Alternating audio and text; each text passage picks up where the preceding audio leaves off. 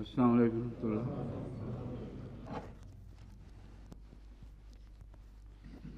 درس پہ جو بعض دوست کمی محسوس کر رہے ہیں حاضرین کی، اس کے متعلق ایک دلچسپ بات شاکر صاحب نے پیش کی تھی۔ میرے نزدیک تو بڑی واضح وجہ یہ ہے کہ ایک تو سردی بھی زیادہ ہے، ورکنگ ڈیز ہیں، اور چونکہ لوگوں نے کام پہ جانا ہوتا ہے، بچوں نے اسکول، تو ان کے لیے ممکن ہی نہیں ہے کہ اس وقت درس میں شامل ہو سکیں۔ اور جو گھر پہ رہتے ہیں بڑی عمر کے، ان کے لیے سردی مانے اور گھر پہ ٹیلی ویژن کی سہولت مہیا ہے، اس لیے یہاں بھی بہت سے ٹیلی ویژن کے ذریعے دیکھ رہے ہیں۔ بعض جو آتے ہیں وہ کہتے ہیں ٹیلی ویژن کے ذریعے بھی دیکھ سکتے ہیں، مگر موجود ہونے کا مزہ بھی ہے، اور آ سکتے ہیں تو کیوں نہ آئیں۔ بہرحال شاکر صاحب نے ایک بالکل نیا تجزیہ پیش کیا ہے۔ شاکر صاحب کہتے ہیں اگر کرسیاں لگا دی جائیں تو بڑے لوگ آئیں گے۔ اس لیے میں نے ان سے وعدہ کر لیا ہے کہ اگلے ہفتے اتوار کو دیکھیں گے۔ یہ فیصلہ آج نہیں ہوگا، ہفتے اتوار کو اگر لوگ اتنے ہی ہوئے جتنے اب ہیں اور یہ ہال نہ بھرا تو شاکر صاحب کو کرسی پہ بٹھا دیا جائے گا۔ منظور ہے یہ فیصلہ؟ کیا ہوا؟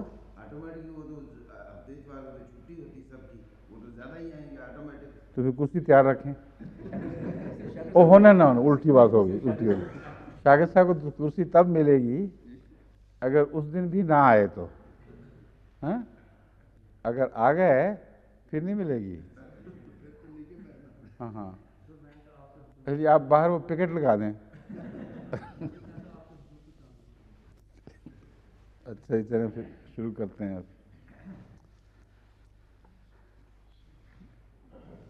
اعوذ باللہ من الشیطان الرجیم، بسم اللہ الرحمن الرحیم۔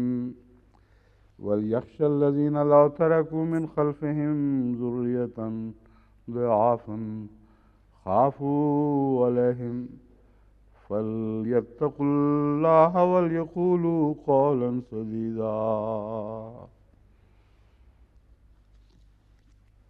سورہ النساء آیت 10۔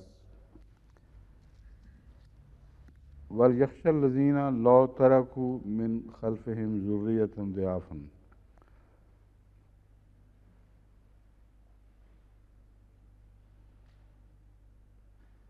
لوگ الذین، جو لوگ،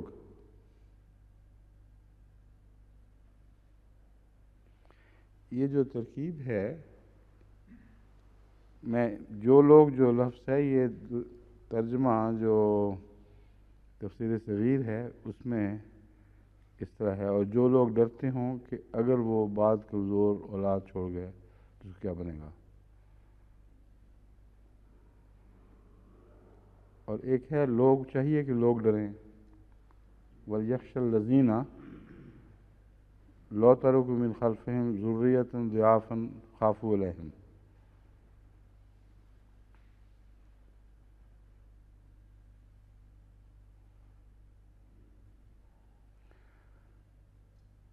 حضرت مسلم موعود نے جو ترجمہ اختیار کیا ہے، اس کے پیچھے ایک حکمت ہے جو آپ کے نوٹس میں ملتی ہے۔ آپ فرماتے ہیں کہ سب لوگ تو چونکہ اپنے پیچھے ذریت ضعاف، کمزور ذریت چھوڑ کے نہیں مرا کرتے، اور ان کو پھر کیسے یہ آیت تحریک کرے گی کہ اگر چھوٹے ذریت والے ہوں تو پھر کیا ہو۔ تو اس کے لیے یہ طرز اختیار کی گئی ہے، وَلْيَخْشَ الَّذِينَ لَوْ تَرَكُوا۔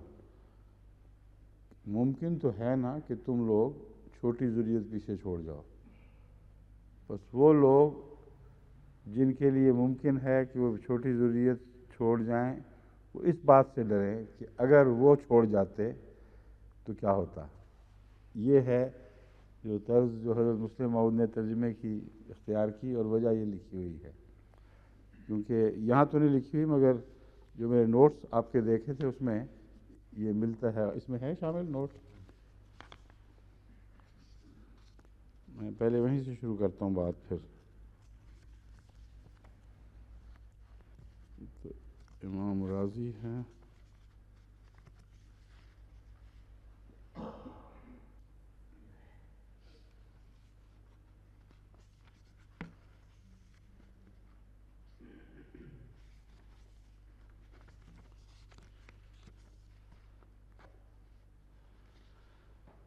غیر مطبوعہ قلمی نوٹ خلافت لائبریری حضرت مسلم موعود رضی اللہ تعالیٰ عنہ. لو ترکو اس لیے فرمایا کہ بظاہر حالات یہ اندیشہ نہ بھی ہو تو بھی ایسے شخص کو ڈرنا چاہیے. یعنی بظاہر ایک شخص کے بچے بڑے بھی ہوں، وہ بھی اس خوف کے اندر، خوف کی جو دلایا جا رہا ہے اس میں مخاطب ہو جاتا ہے لو کے ذریعے. فرض کرو تمہارے بچے ہوتے تو تم کیا سوچتے، کیا کرتے. اس لیے اس خیال سے ان چھوٹے چھوٹے یتیم بچوں کو جو تمہارے سامنے حاضر ہوئے ہیں ان کو رحم کی نظر سے دیکھو، ان سے حسن سلوک کرو، شفقت کی بات کرو. یہ ہے مراد حضرت مسلم موعود کی، اس لیے وہ ترجمہ جو ہے وہ اختیار کیا گیا. ایک اور وجہ ترجمہ جو سے شروع کرنے کی یہ ہے کہ وَلْيَخْشَ الَّذِينَ لَوْ تَرَكُوا مِنْ خَلْفِهِمْ. الذین میں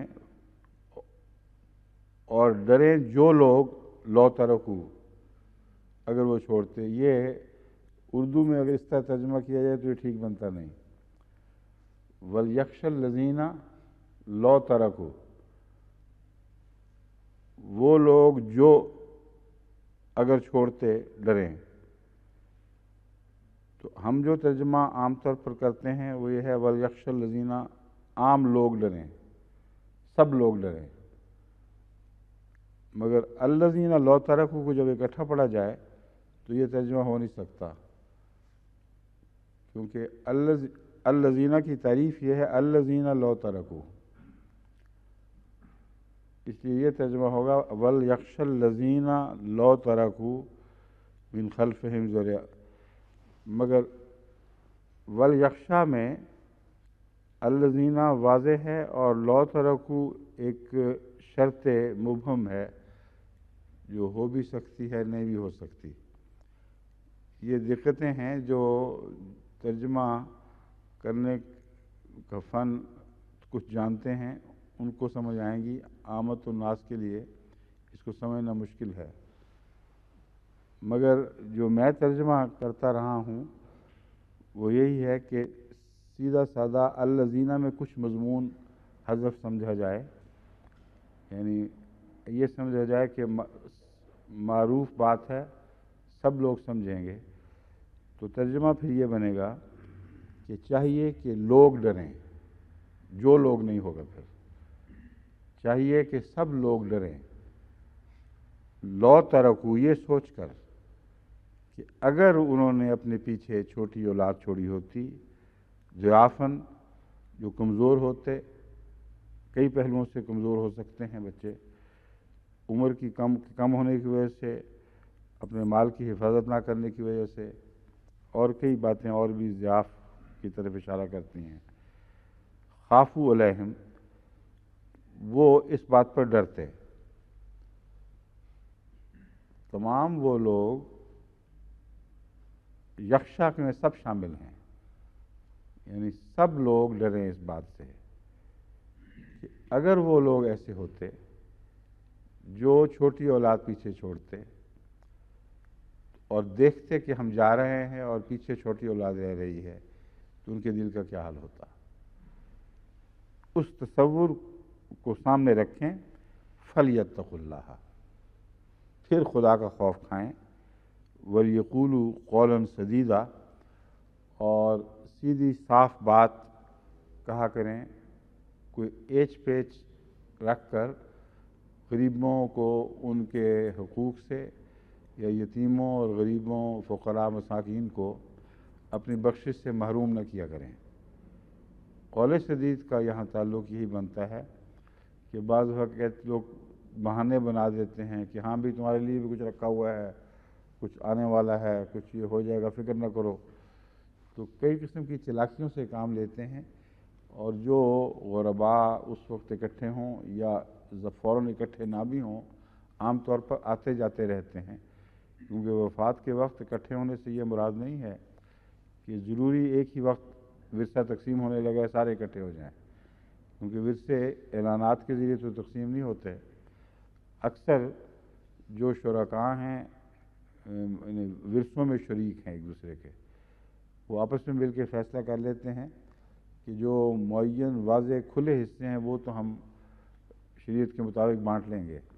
اب یہ چھوٹی چھوٹی چیزیں گھریلو استعمال کی، کچھ دوسری ایسی چیزیں خواہ وہ قیمتی ہوں یا بے قیمت ہوں، ان کی تقسیم بالعموم ایک اور دو کی نسبت سے نہیں کی جاتی، بلکہ یہ زیور اس کو فلاں ماں سے ملا تھا، اس نے بات کی تھی کہ فلاں بیٹی کو چلا جاتا تو اچھا تھا، تو اس لیے یہ اس کو دے دیا جائے، فلاں چیز اس نے لی استعمال نہیں ہوئی، مگر یہ اس کی زندگی میں مثلا فلاں بیٹی کو یا بیٹے کو پسند آ گئی تھی، تو اس نے کہا کہ ہاں میں تمہیں دے دوں گا یا دے دوں گی۔ اس قسم کی تقسیم ہے جو دراصل یہاں موقع محل کے مطابق چسپاں ہو رہی ہے، ورنہ اعلان عام کے ذریعے جائیدادیں تقسیم نہیں کی جاتی ہیں۔ جو کی جاتی ہیں وہ شرعی حصوں کے مطابق کی جاتی ہیں، ان کے بعض دفعہ اعلان بھی کیے جاتے ہیں، مگر یہ تناظر نہیں پیدا ہوتا جو یہاں پیش کیا جا رہا ہے۔ اس سے مراد یہی ہے کہ روزمرہ کی گھر کی چیزیں، یعنی ایک یہ مراد ہو سکتی ہے، اور بھی ہو سکتی ہیں، مگر میں اس وقت ایک آپ کے سامنے رکھ رہا ہوں۔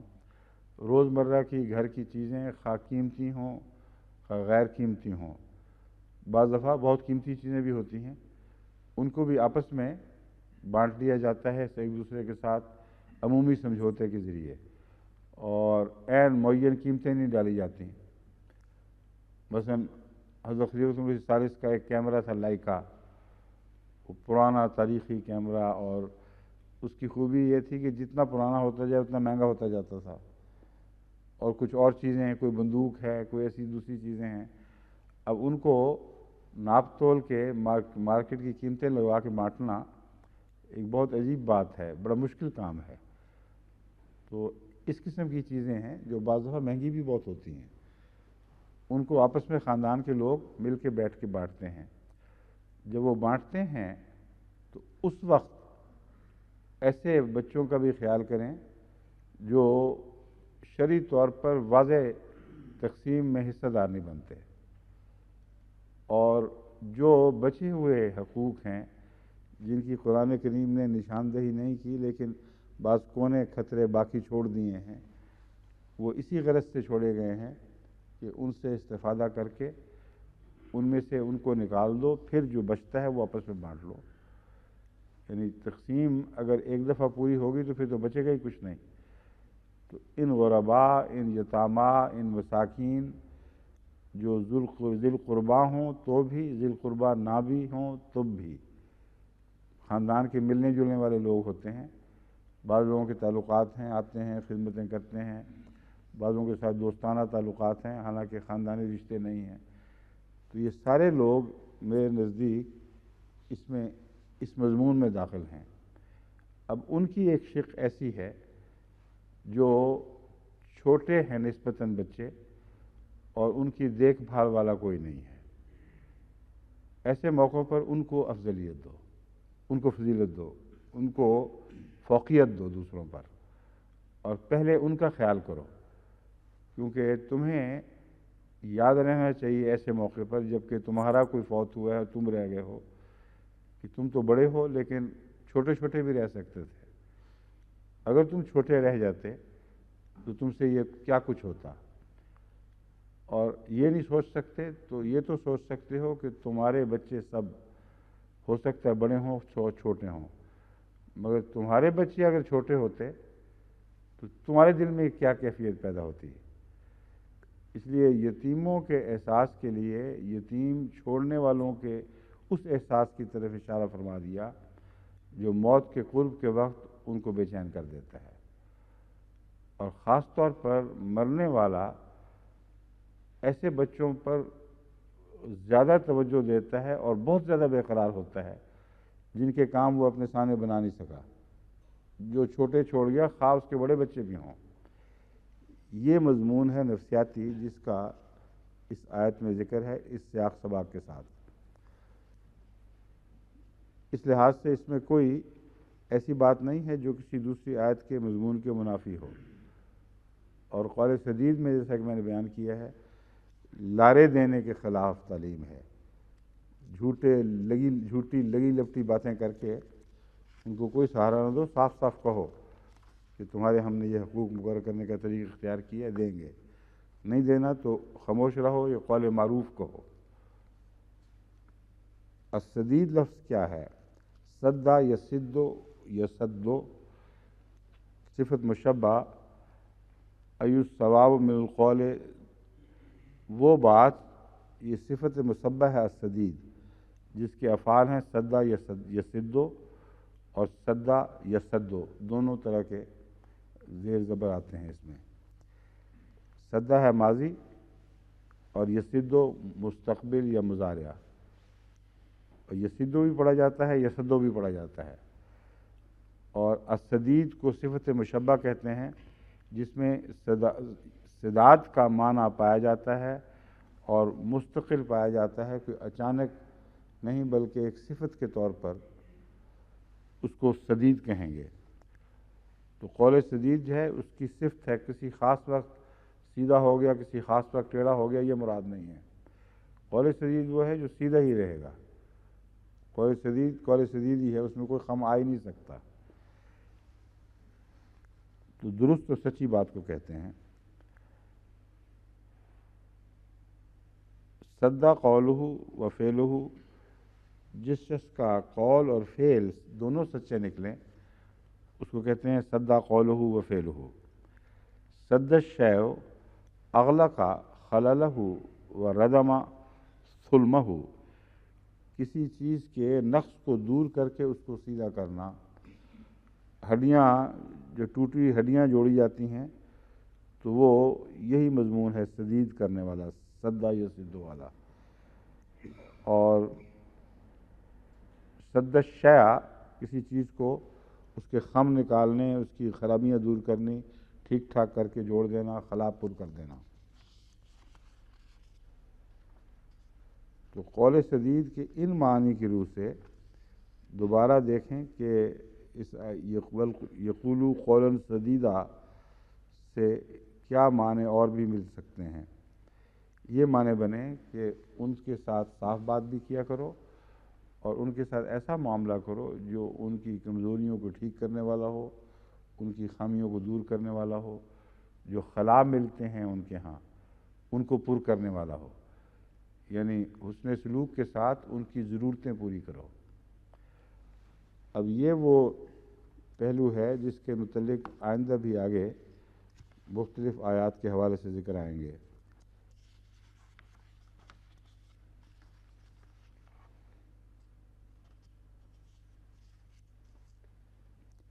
ایک مفردات میں لکھا ہے کہ سداد اس چیز کو کہتے ہیں جس سے کوئی سوراخ یا دراڑ بند کی جائے۔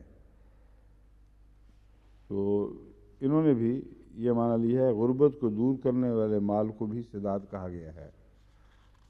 بس سداد دینے کی بحث نہیں ہے، قولو قولا سدیدا ولیقولوا قولا سدیدا۔ اس لیے مراد یہی ہے کہ ان کو یہ کہا جائے کہ ہم تمہارے متعلق یہ فیصلہ کر رہے ہیں۔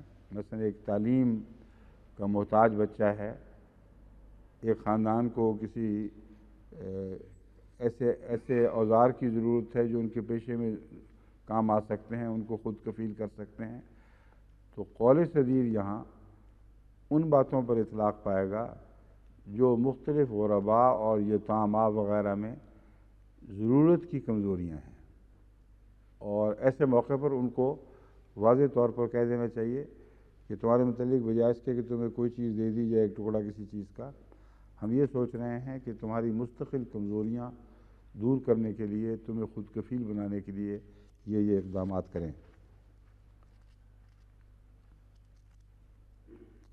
ایک عجیب و غریب چیز جو مفسرین نے یہاں اس آیت کے گرد بن لی ہے وہ بھی ذکر کرنی ضروری ہے. اس کی شان نزول نکالی گئی ہے ایک، اور جو شان نزول ہے وہ ایک حیرت انگیز چیز ہے، چونکہ کوئی معین روایت یہ نہیں ہے کہ اس وجہ سے یہ نازل ہوئی. اس لیے عربوں کا دستور پیش نظر رکھ کر، جو کہتے ہیں کہ دستور تھا، انہوں نے اس آیت کی ایک عجیب و غریب شان نزول نکالی اور یہاں پیش کی ہے. میں لفظ شان نزول کے نیچے اس کو ڈھونڈ رہا ہوں، اس لیے دیر لگ رہی ہے، ورنہ اس لفظ کے بغیر بھی یہ بار بار مفسرین نے جو باتیں اٹھائی ہیں ان میں شامل ہے. یہ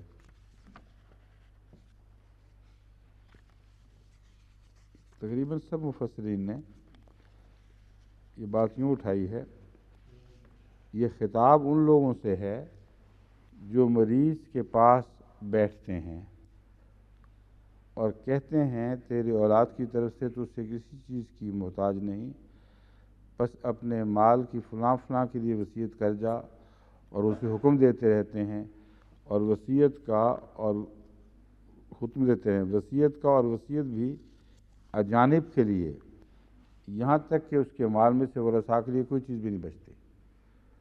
اب یہ جو سیناریو بنایا گیا ہے یہ حیرت انگیز ہے، ناقابل یقین ہے، اصل حقیقی زندگی میں ہو ہی نہیں سکتا. ایک طرف یہ کہتے ہیں کہ ایسے لوگ مراد ہیں جو آ کے مشورے دیتے ہیں مرنے والے کو کہ تمہارے بچوں کو تو کوئی ضرورت ہی نہیں، احتیاج ہی نہیں ہے، تم اپنے مال میں سے فلاں فلاں کو دے دو. اب سوال یہ ہے کہ اگر وہ بچے چھوٹے ہیں جن کا ذکر یہاں آ رہا ہے تو مرنے والا پاگل ہے جس کو یہ بات سنتا ہے اور کہتا ہے ہاں ٹھیک ہے تم ٹھیک ہی کہتے ہو، میرے بچوں کو کیا ضرورت ہے، چھوٹے چھوٹے بھوکے مر ہی جائیں گے نا زیادہ سے زیادہ. اس لیے یہ بات ہو ہی نہیں سکتی، عقل میں آ ہی نہیں سکتی. اور اگر وہ بڑے بچے ہیں تو وہ بیٹھے کیا کر رہا ہے؟ مریض کو جو جانکنی کی حالت کو پہنچنے والا ہے، کن لوگوں کے سپرد کر کے آپ کہاں غائب ہو گئے ہیں سارے؟ ان کی روٹی ہانڈی پکا رہے ہیں کہ وہ آ کے مشورے دے رہے ہیں، وہ مر رہا ہے، سانس اکھڑ رہے ہیں، ڈاکٹروں کی بھی ہوش نہیں رہی، اور یہ مشورے دینے والے کہہ رہے ہیں کہ دیکھو دیکھو دیکھو مرنے سے پہلے فلاں کے نام لکھ جاؤ، فلاں کے نام لکھ جاؤ، فلاں کے نام لکھ جاؤ. اور اصل بچے جو ہیں چپ کر کے سن رہے ہیں، برداشت نہیں، بول نہیں سکتے بیچ میں. باپ کو یہ بھی نہیں کہہ سکتے کہ ان کی باتیں نہ مانو، یہ کون ہوتے ہیں ہمارے معاملات میں دخل دینے والے؟ یہ تناظر ہے ہی بے تکا، بے غلط، بے حقیقت. کبھی حقیقی زندگی میں آپ کو یہ نقش نظر نہیں آئے گا، عرب ہو یا غیر عرب، کہ مرنے والے کی سانس اکھڑے ہوئے ہیں اور لوگ آ کے بجائے اس کے کہ کوئی دعا کریں، کوئی عیادت کریں، کہتے ہیں او مرنے سے پہلے پہلے فلاں کے نام چیز لکھوا دو، اور اپنے نامی لوگوں کے نام مشورے دے رہے ہیں کہ اس کو بھی لکھ جاؤ، اس کو بھی لکھ جاؤ. بالکل قابل قبول بات نہیں، غیر حقیقی بات ہے. اور اس آیت کو پڑھ کے دیکھیں وہاں یہ بات فٹ ہوتی ہی نہیں. وَلْيَخْشَ الَّذِينَ لَوْ تَرَكُوا مِنْ خَلْفِهِمْ ذُرِّيَّةً ضِعَافًا خَافُوا عَلَيْهِمْ فَلْيَتَّقُوا اللَّهَ. اب فَلْيَتَّقُوا اللَّهَ سے انہوں نے مشورہ دینے والوں کی مخاطب بنا لیا. وہ کہتے ہیں تم اس مریض بیچارے کو تو مشورہ دے رہے ہو، اے لوگو مشورہ دینے والوں، کہ یہ چیز اس کو دے جاؤ، یہ چیز اس کو دے جاؤ. اگر تم مر رہے ہو اور تمہارے پیچھے چھوٹے چھوٹے بچے ہو، تمہیں کوئی ایسے مشورے دے گا تو کیا لگے گا تمہیں؟ اس لیے خدا کا خوف کرو اور سیدھی بات کرو. یہ قرآن کریم کا مضمون تو نہیں ہے. کسی ایسے شخص کا کلام ہو نہیں سکتا جو جانتا ہے کہ مرض الموت میں کیا کاروائیاں ہوتی ہیں، آنے والے کیا کہتے ہیں، اور گھر والوں کا کس قدر اس وقت احترام ہوتا ہے.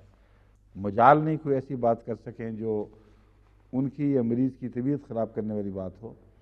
اس لیے سب فرضی قصے ہیں، اس کے پیچھے کوئی مصنوعی حدیث بھی نہیں، صرف روایت ہے کہ عرب ایسا کیا کرتے تھے. اور اللہ اللہ معاف کرے ان بیچارے عربوں کو، وہ بھی نہیں ایسا کیا کرتے ہوں، میں نہیں مان سکتا.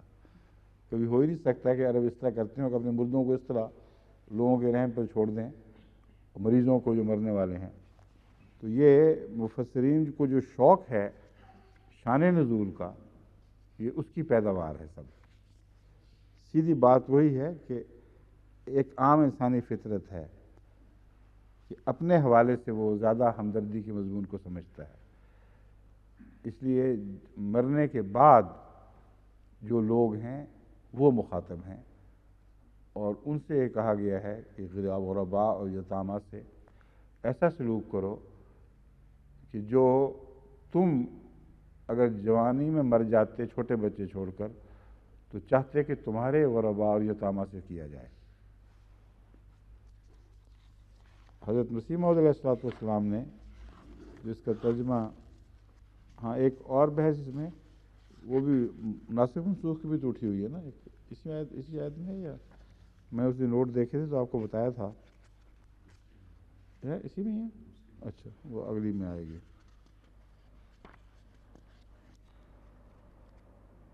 ایک ناسخ منسوخ کا بڑا شوق ہے لوگوں کو. جس بات کی سمجھ نہ آئے فوراً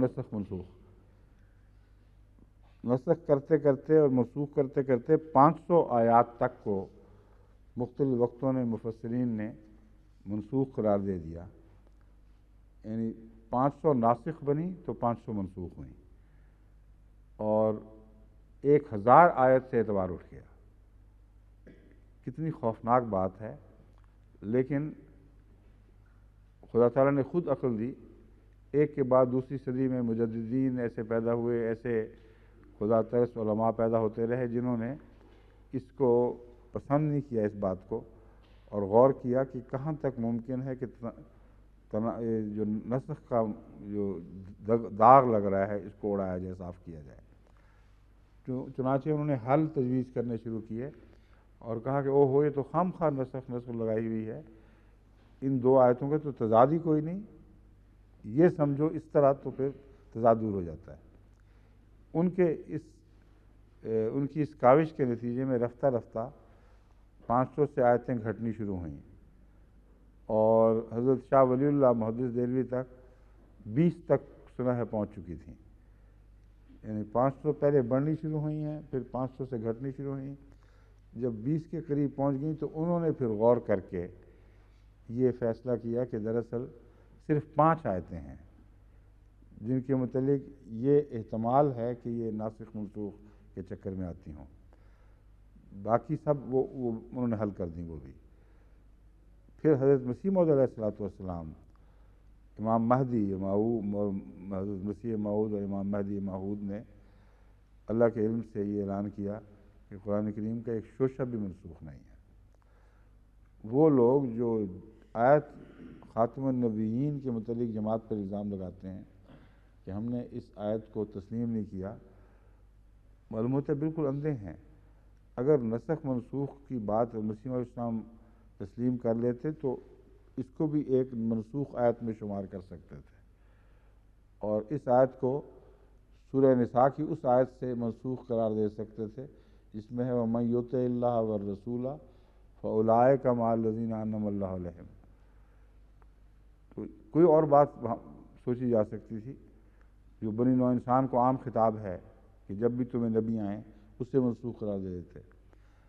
مگر حضرت مسیح موعود علیہ السلام تو ایک شوشے کے بھی نسخ کے قائل نہیں. ایسے امام کی جماعت پر یہ الزام کہ قرآن کریم کی ایک آیت کو مانتے نہیں، کیسا جھوٹا اور ظالمانہ الزام ہے. لیکن اپنا یہ حال ہے مفسرین کا کہ چھوٹے چھوٹے بہانوں پر جب بات سمجھ نہ آئے نسخ قرار دینے میں بڑی جرات دکھاتے ہیں. اور کئی بزرگ ایسے ہیں جو پھر مقابلہ بھی کرتے ہیں، کہتے ہیں نسخ نہیں، مگر نسخ کے جو کیا رجحان ہے اس کے خلاف آواز نہیں اٹھتی. ان لوگوں کے خلاف کوئی فتوے نہیں لگائے جاتے، کیونکہ اصولاً پرانے زمانے میں لوگ تسلیم کر چکے تھے کہ واقعتاً نسخ اور منسوخ کا قرآن میں ہونا ممکن ہے. صرف مسیح موعود علیہ السلام ہیں جنہوں نے اس کا امکان ہی باطل قرار دیا ہے. فرمایا کوئی سوال ہی نہیں پیدا ہوتا، لا ریب فیہ، ایک نقطہ بھی اس کتاب کا منسوخ نہیں ہے. بس وہ غالباً یہاں نہیں ہے تو اگلی آیت میں اس کا ذکر آئے گا، میں پھر وہاں سے لوں گا.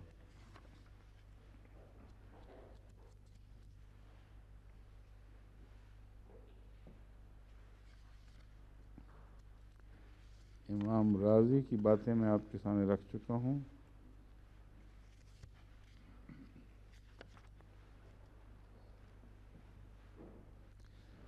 ہاں، اب ایک تہائی والی بحث بھی اٹھائی گئی ہے یہاں. حضرت امام راضی، میں ڈھونڈ رہا تھا وہ کہاں گئی ہے، یہ ہے وہ جگہ.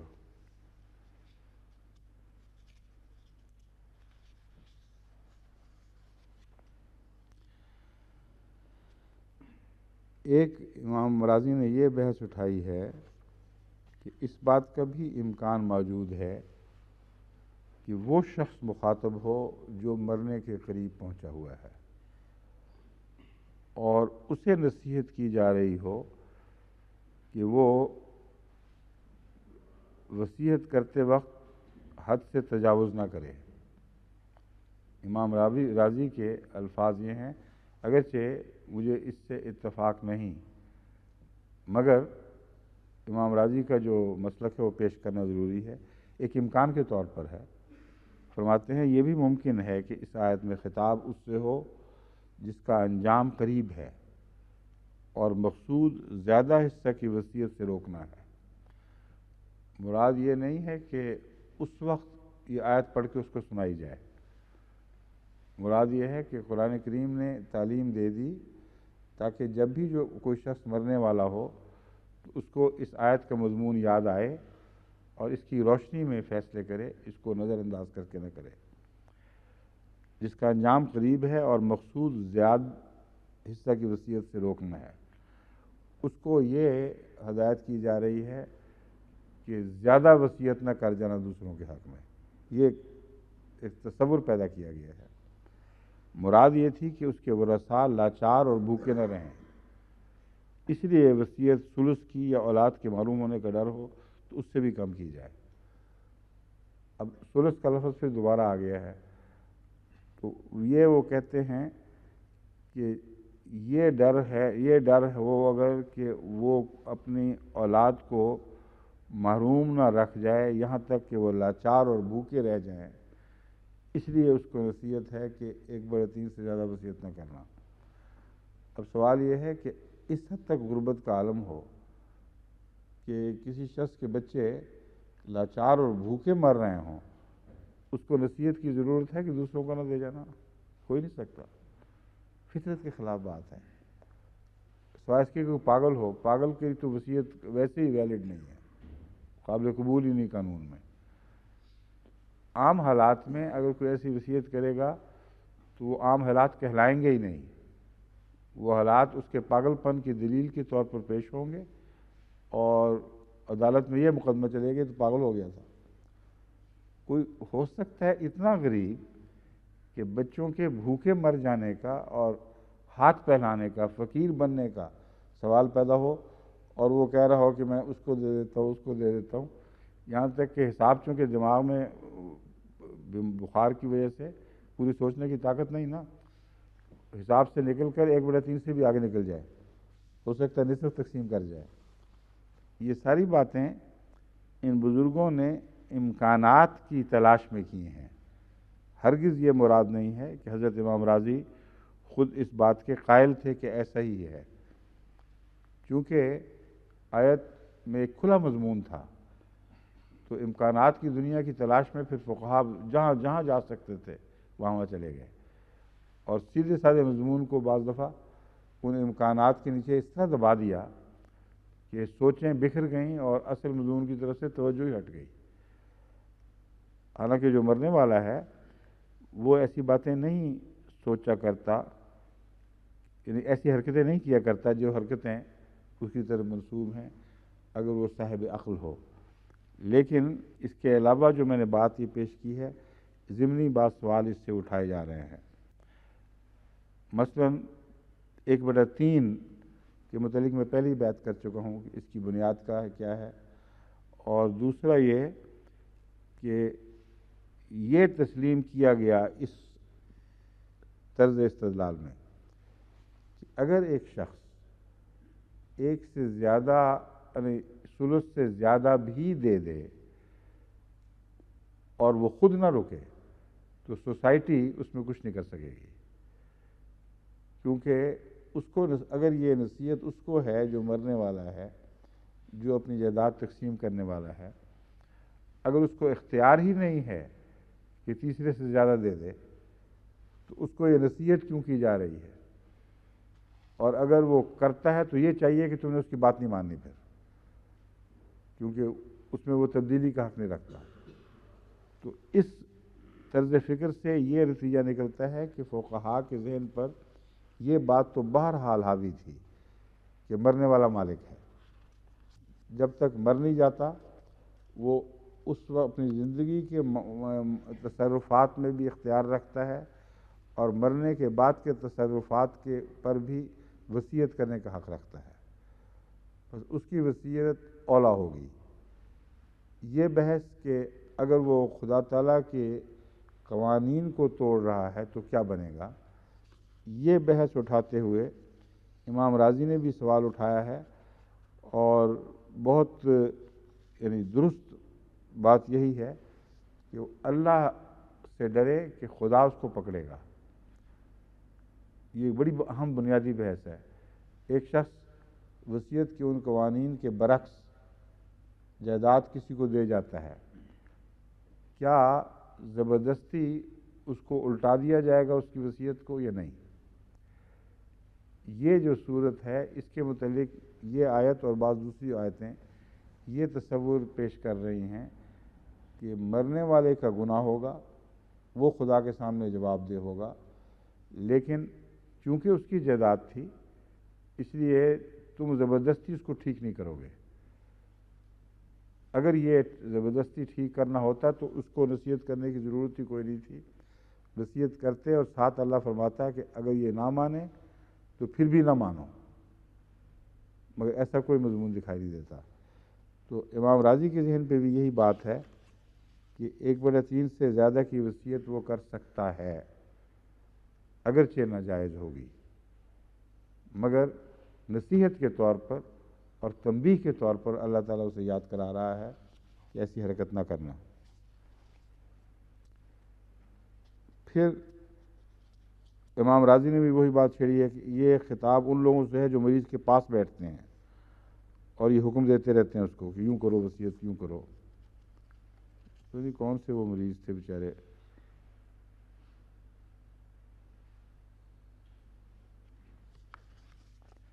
حضرت مسیح موعود علیہ السلام، وَلْيَخْشَ الَّذِينَ لَوْ تَرَكُوا، اور جو شخص فوت ہونے لگے اور بچے اس کے ضعیف اور صغیر السن ہوں تو اس کو نہیں چاہیے کہ کوئی ایسی وصیت کرے جس میں بچوں کی حق تلفی ہو۔ یہ اسلامی اصول کی فلسفی میں آپ نے یہ فرمایا ہے۔ یہاں 1/3 یا 2/3 کی نصیحت کا ذکر نہیں فرمایا، صرف عمومی نصیحت کے طور پر اگر مخاطب ہیں تو یہ ہوگا، لیکن ایک دوسری جگہ دوسرے امکان کو اولیٰ طور پر پیش فرمایا ہے۔ اس لیے اس سے اگر کسی کو شبہ پڑے کہ حضرت مسیح علیہ السلام صرف انہی کو مخاطب سمجھتے ہیں تو یہ درست نہیں۔ مگر میں نے پڑھ کے پہلے سنا دیا، جو شخص فوت ہونے لگے اور بچے اس کے ضعیف اور صغیر السن ہوں تو اس کو نہیں چاہیے کہ کوئی ایسی وصیت کرے جس میں بچوں کی حق تلفی ہو۔ یہ مضمون کھلا ہے، یہاں حضرت مسیح علیہ السلام نے 1/3 یا 2/3 کی بحث نہیں اٹھائی۔ وصیت بعض دفعہ ایسی ہو سکتی ہے کہ براہ راست حقوق سے تو محروم نہ کیا جائے، لیکن ان کے اوپر شرطیں ایسی عائد کر دی جائیں اور ایسے ظالموں کے سپرد ان کو کر دیا جائے کہ وہ ان کے حق مار جائیں، کہ ان بچوں کے اوپر تم نگران ہو، مگر اگر تمہیں ضرورت پڑے تو تم یہ کھا بھی سکتے ہو، اگر تم ضروری سمجھو تو جائیداد بیچ بھی سکتے ہو۔ کئی ایسی بے احتیاطی کی باتیں وصیت میں داخل ہو سکتی ہیں جس سے بچوں کے حقوق پر غلط اثر پڑے گا۔ بس توجہ اگر مخاطب وہ ہے، یہ اگر کے ساتھ ہے، تو اس کو یہ نصیحت کی جا رہی ہے کہ تمہارے بچے چھوٹے ہیں، کوئی ایسی پابندیاں ان کے تعلق میں وصیت میں نہ لگا دینا جس سے ان کے حقوق پر برا اثر پڑ سکتا ہو۔ یاد رکھنا اصل وہ ہیں جو وارث ہیں، باقی لوگ تو ضمناً ان کے چھوٹے ہونے کی وجہ سے اس تعلق میں آئے ہیں۔ ایک یہ معنی جو اس سے میں سمجھتا ہوں وہ یہ ہے. دوسرا، حضرت مسیح علیہ الصلوۃ والسلام چشمہ معرفت میں اسی آیت کو سامنے رکھتے ہوئے فرماتے ہیں. اس آیت کو اور اس سے پہلی آیات کو، مضمون کو اکٹھا کیا گیا ہے. آخر پر اس آیت کا ذکر خصوصی سے آئے گا. مردوں کے لیے اس جائیداد میں سے ایک حصہ ہے جو ماں باپ اور قرابت ہی چھوڑ گئے ہوں. ایسا ہی عورتوں کے لیے اس جائیداد میں سے ایک حصہ ہے جو ماں باپ اور قرابت ہی چھوڑ گئے ہوں. اس میں سے کسی کا حصہ تھوڑا ہو یا بہت ہو، بہرحال ہر ایک کے لیے ایک حصہ مقرر کیا گیا ہے. اور جب ترکہ کی تقسیم کے وقت ایسے قرابتی لوگ حاضر آویں جن کو حصہ نہیں پہنچتا، ایسا ہی اگر یتیم اور مسکین بھی تقسیم کے موقع پر آ جاویں تو کچھ اس مال میں سے ان کو دے دو اور ان سے معقول طور پر پیش آؤ، یعنی نرمی اور خلق کے ساتھ پیش آؤ اور سخت جواب نہ دو. اور وارثان حقدار کو ڈرنا چاہیے. یہاں اس آیت کا مخاطب وارثان کو اب کیا گیا ہے، نہ کہ وصیت کرنے والے کو. وارثان حقدار کو ڈرنا چاہیے کہ اگر وہ خود چھوٹے چھوٹے بچے چھوڑ مرتے تو ان کے حال پر ان کو کیسا کچھ ترس نہ آتا. بس جو میں پہلے بیان کیا تھا، میں نے ہی اس کی واضح تائید فرما رہا ہے یہ حوالہ کہ مسیح علیہ السلام کا یہ موقف تھا. چھوٹے چھوٹے بچے چھوڑ مرتے تو ان کے حال پر ان کو کیسا کچھ ترس نہ آتا، اور کیسی وہ ان کی کمزوری کی حالت کو دیکھ کر خوف سے بھر جاتے. پس چاہیے کہ وہ کمزور بچوں کے ساتھ سختی کرنے میں اللہ سے ڈریں اور ان کے ساتھ سیدھی طرح بات کریں، یعنی کسی قسم کے ظلم اور حق تلفی کا ارادہ نہ کریں. یہ جو ہے نا، کسی قسم کے ظلم اور حق تلفی کا ارادہ نہ کریں، اس نے اس مضمون کو وسعت دے دی ہے. حضرت مسیح علیہ السلام کی تفسیر کی روح سے اس سے زیادہ معنی ہیں جو اب تک آپ کے سامنے پیش ہوئے ہیں. آپ فرماتے ہیں اس آیت میں وہ بچے بھی پیش نظر ہوں گے جو اس وقت تقسیم کے وقت حاضر ہوتے ہیں، آنا جانا ہے ان کا، ان پر نظر رکھو اور ان کے حقوق کا خیال کرو، ان سے پیار کی بات کرو. بعض لوگ ایسے بچوں سے بعض بدخلقیاں کرتے بھی ہیں، کیونکہ جب چیزیں بکھری پڑی ہیں گھر میں، مرنے والے کی تقسیم زیادہ بھی سمیٹی نہیں، کچھ کہاں پڑی ہے کچھ کہاں پڑی ہے، تو آنے والے جو ہیں بعض غریب اور یتیم بچے، ان کی نظریں بھی پڑتی ہیں، ان کی آنکھوں میں کچھ اس کی تمنا بھی لوگ دیکھ لیتے ہیں. تو بعض دفعہ ان کو ڈانٹتے ٹپکتے ہیں کہ یہ کیا مصیبت پڑی ہوئی، جاؤ بھاگو، خبردار جو اس چیز کو ہاتھ لگایا. تو یہ جو طریقہ عام فطرت کے مطابق ہوتا ہے اور روزمرہ دکھائی دیتا ہے. اس پہلو سے اس کا مطلب یہی ہوگا کہ ان سے سختی نہ کریں اور ڈریں. دوسرا معنی یہ ہے کہ ظلم اور حق تلفی کا ارادہ نہ کریں. اس سے مراد وہ بچے بھی ہیں جن کے اموال کے یہ نگران ہونے والے ہیں. بس یہاں اموال کے نگران مخاطب ہو جائیں گے، جن کو بعد میں اموال کی ذمہ داری سونپی جائے گی. ان کو یہ آیت یوں کہے گی کہ دیکھو، تم نے ان بچوں کا خیال کرنا ہے. اگر تم نے ان کے حق میں ان سے حق تلفی کا سلوک کیا، ان کے اموال ناجائز کھائے، تو یہ بھی سوچو کہ اگر تم مرتے ایسے بچے چھوڑ کر، ان سے بھی تو ایسا سلوک کوئی کرنے والا ہو سکتا تھا، یا کل کلاں کو مر جاؤ تو ایسا سلوک ہوگا. تو یاد رکھنا خدا کی پکڑ کا ایک یہ بھی ذریعہ ہے. یعنی ایک سزا تو آخرت میں ملے گی، ایک دنیا میں بھی بعض دفعہ ظلم کرنے والے کو ویسی سزا مل جایا کرتی ہے جیسا وہ ظلم کرتا ہے. اس احتمال کو دکھا کر نصیحت گویا ان لوگوں کو ہو گئی جن کے سپرد چھوٹی عمر کے بچے کر دیے جاتے ہیں، جن کا والی وارث کوئی نہیں، ورثہ ان کا ہے، نگران دوسرے ہیں.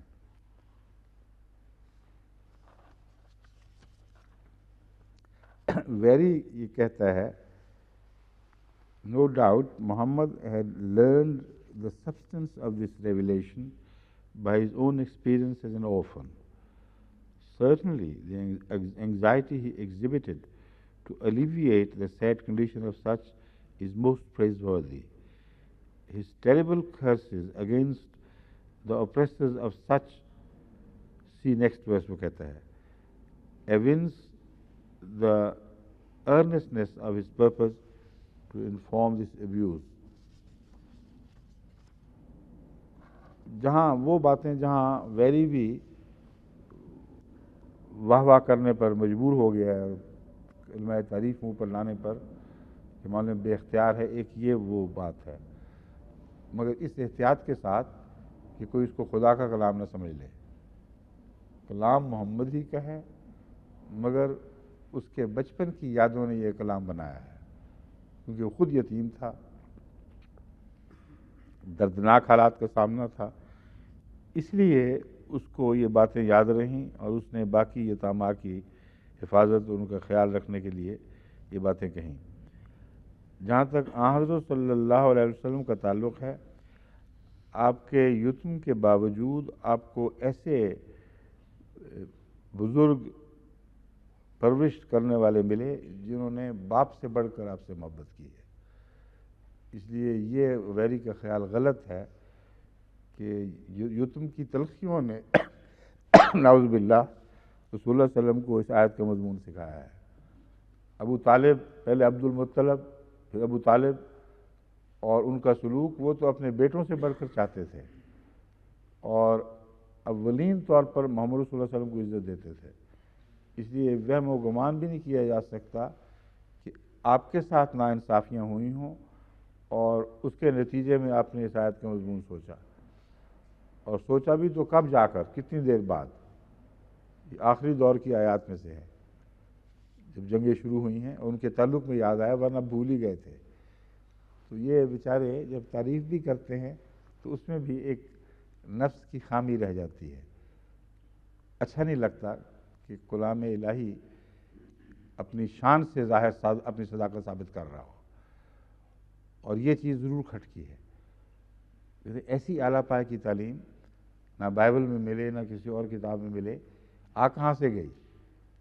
اگر یہ عذر بیچ میں نہ رکھتا تو یہ لوگ متاثر ہو کے کہہ سکتے تھے کہ سبحان اللہ, یہ اللہ کا کلام ہے جو انسانی فطرت پر نظر رکھتا ہے.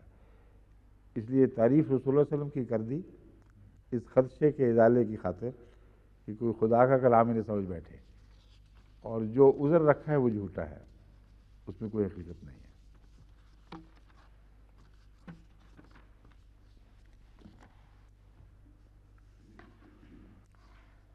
وہ اگلی آیت ہے سورہ نساء آیت 11. اعوذ باللہ من الشیطان الرجیم, بسم اللہ الرحمن الرحیم. ان الذین یاکلون اموال الیتامی ان الذین یاکلون اموال الیتامی ظلما انما یاکلون فی بطونہم نارا وسیصلون سعیرا. جو لوگ ظلم سے یتیموں کے مال کھا جاتے ہیں وہ یقیناً اپنے پیٹوں میں آگ بھرتے ہیں, اور یقیناً شعلہ زن آگ میں داخل ہوں گے. یہ بھی ویری رسول اللہ صلی اللہ علیہ وسلم کی طرف اس آیت کے جوڑ میں یوں لگا رہا ہے. ایک طرف تعریف کی ہے آپ کے حسن تعلیم کی, دوسری طرف کہتا ہے دیکھو کس جوش کے ساتھ غضب کا اظہار کر رہے ہیں ان لوگوں کے خلاف جن کی بچپن کی یادیں آپ کو آ کر بتا رہی ہیں کہ انہوں نے یہ ظلم کیے تھے, اب ان کو سنا دو جو سنانا ہے. اور یہ آیت اس بات پر مظہر ہے کہ آپ نے خوب دل کی بڑاس نکالی پھر ان کے خلاف, حالانکہ ایسا کوئی نہ واقعہ ہوا نہ ایسی کوئی صورتحال رسول اللہ صلی اللہ علیہ وسلم کی زندگی میں پیش آئی. اس لیے صرف کہ آپ کا خاندان ہی میں نہیں بلکہ ساری سوسائٹی میں بچپن سے آپ معزز تھے, سب کی آنکھوں کا تالا تھے. اس لیے اسے ذاتی غیظ و غضب کا نتیجہ قرار دینا, یہ اگرچہ اس نے بڑے محتاط الفاظ میں تعریف کے رنگ میں باتیں کہی ہیں مگر واقعات کے خلاف ہیں, درست نہیں ہیں. اس کا سیدھا ترجمہ وہی ہے کہ وہ لوگ جو یتیموں پر ظلم سے باز نہیں آئیں گے, ان کے اموال کھائیں گے, وہ گویا جہنم اپنے پیٹوں میں کھا رہے ہیں. یہ محاورہ تو عام ہے، ہر زبان میں پایا جاتا ہے آگ کھانے والی بات، اس لیے کوئی خصوصی ایسا محاورہ نہیں ہے جو غیر معمولی طور پر رسول اللہ صلی اللہ علیہ وسلم نے ایجاد فرمایا ہو۔ روزمرہ کی زبانوں میں یہ ملتا ہے، اور اللہ تعالیٰ کے کلام میں بھی اس کا ملنا ایک طبیعی بات ہے۔ لیکن جہنم کی آگ میں جو جھونکے جائیں گے، یہ سزا ہے ظلموں، یتیموں کا اور غریبوں کا مال کھانے والوں کی۔ اب میں اس کی لغت کی جو لغوی بحث ہے وہ آپ کے سامنے رکھتا ہوں۔ یصلون سعیرا،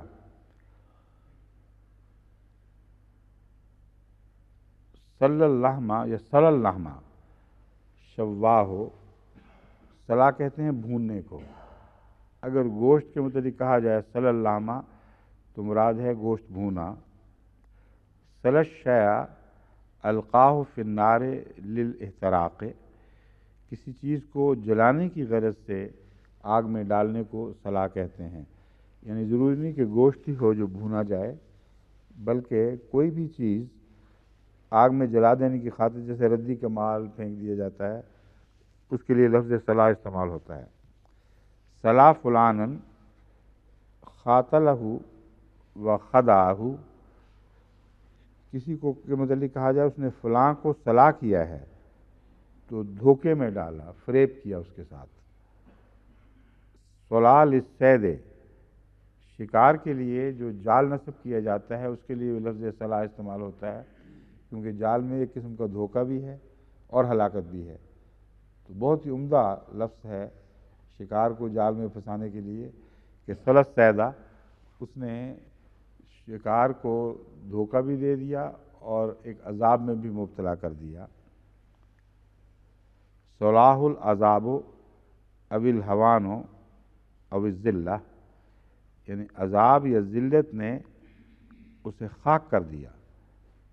صلاح العذابوں کا مطلب ہے جلا کر خاکستر کر دیا، راکھ بنا دیا۔ جب اتنا بڑا دردناک عذاب دیا جائے کسی کو تو اس کے متعلق بھی عرب صلاح کا لفظ استعمال کرتے ہیں۔ یقال فلان لا یصطلی بنارہ اذا کان شجاعا لا یطاق، یعنی ایک ایسا شخص جو بہت بہادر ہو اس کے متعلق کہتے ہیں اس کی آگ میں نہیں جلا جا سکتا۔ کیا مطلب ہے اس کی آگ میں نہیں جلا جا سکتا؟ مراد یہ ہے کہ جن جن چیزوں کی وہ برداشت کر سکتا ہے اور حوصلے کے ساتھ، سربلندی کے ساتھ ان مصیبتوں اور ابتلاؤں سے گزر سکتا ہے، یہ اسی کا حصہ ہے۔ ہر شخص کو یہ توفیق نہیں ہے کہ ایسا کام کرے۔ تو لا یصطلی بنارہ ہی سے مراد اس کی آگ میں نہیں جلا جا سکتا، یعنی اس جیسا حوصلہ نہیں ہے کسی میں۔ بس کسی شخص کی بہادری اور غیر معمولی صبر اور عزم اور حوصلے کی تعریف کرنی ہو تو عرب اس طرح کیا کرتے تھے، لا یصطلی بنارہ۔ سعیر، سارا یسعرو، یہ سعیر بھی صفت مشبہ ہے، یعنی ایسا شخص جس کے اندر ایک دائمی صفت پائی جائے، عارضی نہ ہو۔ یہ ایسی چیز جس میں ایک دائمی صفت پائی جائے، عارضی نہ ہو۔ مثلا عالم جب ہم کہتے ہیں تو یہ اسم فاعل ہے، اس سے یہ صفت بن جاتی ہے بسا اوقات۔ هو العالم، وہ عالم ہے، هو عالم، وہ عالم ہے۔ تو یہ عالم جو لفظ ہے یہ علم والے کو کہتے ہیں، مگر عالم آج عالم بھی ہے، کل جاہل بھی ہو جاتا ہے، ایک چیز کا عالم ایک چیز کا نہیں۔ عالم ہونا دائمی صفت اگر بن بھی سکتا ہو تو ایک اور مثال دیتا ہوں جس سے آپ کو سمجھ آ جائے گی کہ وہ دائمی صفت نہیں ہے۔ ضرب زید بکرا، زید نے بکر کو مارا۔ اب جو مارنے کا فعل ہے اس کے نتیجے میں ضارب کون ہوگا؟ زید، جس نے مارا، اور جو مضروب ہے وہ بکر ہوگا۔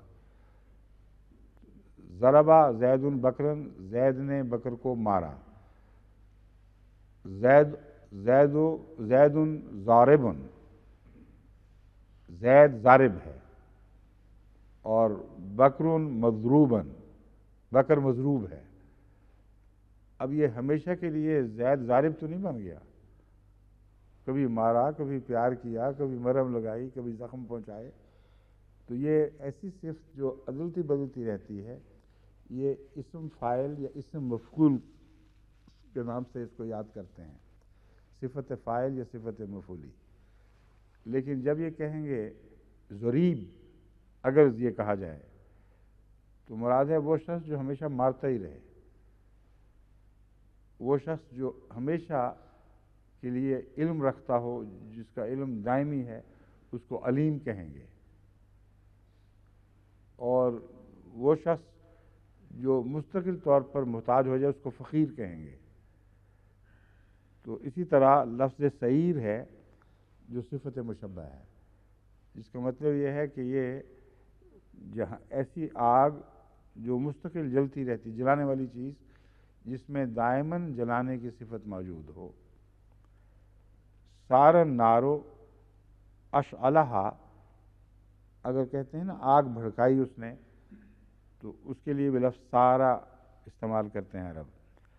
سعیرن النارو و لہو بہا، آگ اور اس کا شعلہ، اس کو سعیر کہتے ہیں. السورو الحرو، گرمی کو بھی سور کہتے ہیں، اور بھوک کی شدت کو بھی، اور جنون کو بھی، اور وبائی بیماری کو بھی. ان سب کے لیے عرب سور کا لفظ استعمال کرتے ہیں. سور النارا والحربا، آگ یا جنگ کو بھڑکا دیا، اس کے لیے بھی یہ لفظ سور استعمال ہوتا ہے.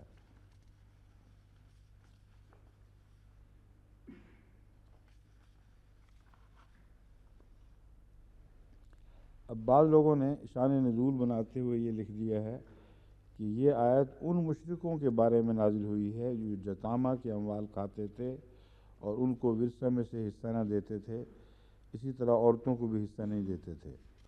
یہ بالکل بے تعلق بات ہے، یہ ایک دائمی مضمون ہے. اس کا نہ مشرک سوسائٹی سے تعلق، نہ اہل کتاب سے، نہ مسلمان سے، نہ غیر مسلم سے. ایک دائمی فطری مضمون ہے جس کو بیان فرمایا جا رہا ہے.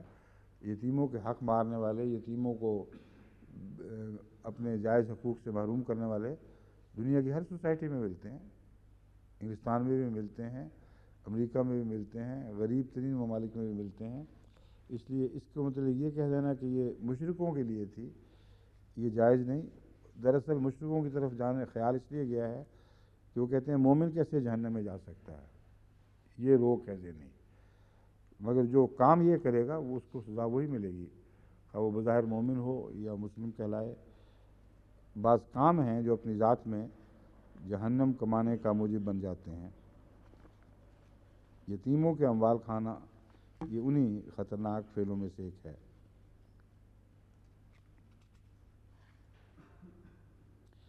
ایک صاحب ہیں علی بن احمد الواحدی، اسباب النزول میں وہ صفحہ 83 پہ لکھتے ہیں، اور بھی محدودیت کہتے ہیں مشرکوں کے متعلق نہیں، یہ آیت پتہ نہیں مقاتل بن حیان نے کہا ہے کہ قبیلہ غطفان کے ایک آدمی کے بارے میں نازل ہوئی ہے. خدا کرے کتنا ظلم ہے. اتنا عظیم الشان وسیع کلام جو کل عالم کو اپنی لپیٹ میں لیے ہوئے ہے، تا قیامت جاری رہنے والا کلام ہے. یہ اپنے شوق میں کہ ہم بتا دیں جو دوسروں نے نہیں بتایا کہ اصل بات کیا تھی، کیوں نازل ہوئی تھی. قبیلہ غطفان کا کوئی آدمی ہے، اس کے متعلق یہ آیت ہوئی تھی.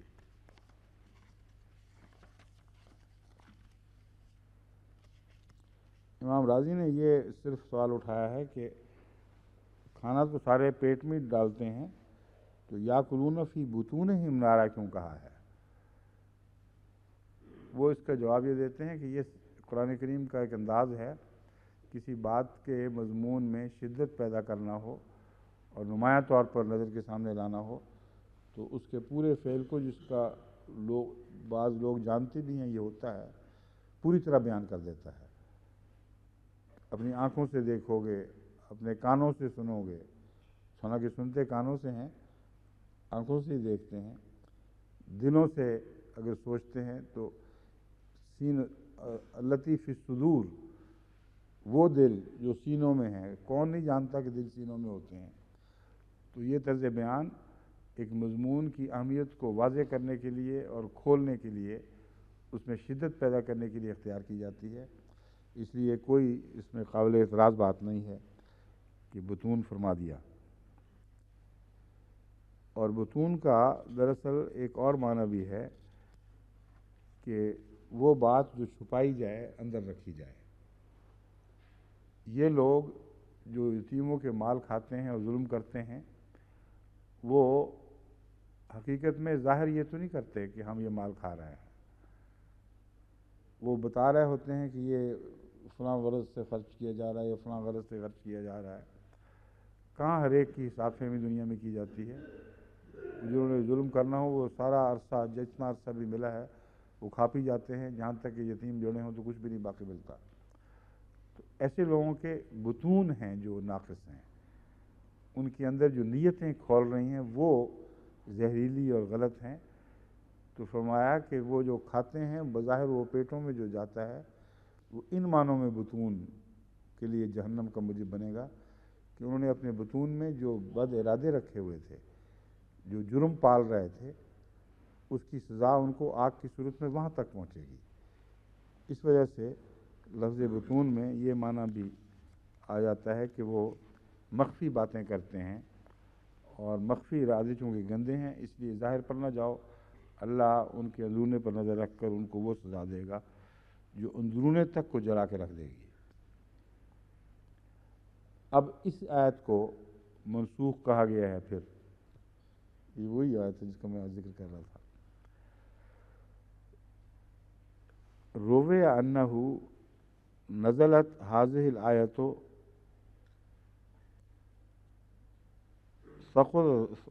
ثقل ذلك على الناس فاحترزوا عن مخالطة الیتامى بالکلیہ. یہ عجیب و غریب ایک بات مفسرین نے بیان کی ہے جو سوچی نہیں جا سکتی. وہ کہتے ہیں اس آیت کے نتیجے میں بعض لوگوں نے یہ کہا ہے، یہ نہیں کہتے کہ حقیقت ہے. حضرت امام راضی کہتے ہیں کہ بعض لوگوں نے یہ کہا ہے کہ جب یہ آیت نازل ہوئی کہ لوگ جو یتیموں کا مال کھاتے ہیں اپنے پیٹ میں جہنم کھاتے ہیں، آگ کھاتے ہیں، تو لوگ اتنا ڈر گئے اس آیت سے کہ لوگوں نے یتیموں سے ملنا جلنا سلام کلام ہی چھوڑ دیا. گویا کہ ان کو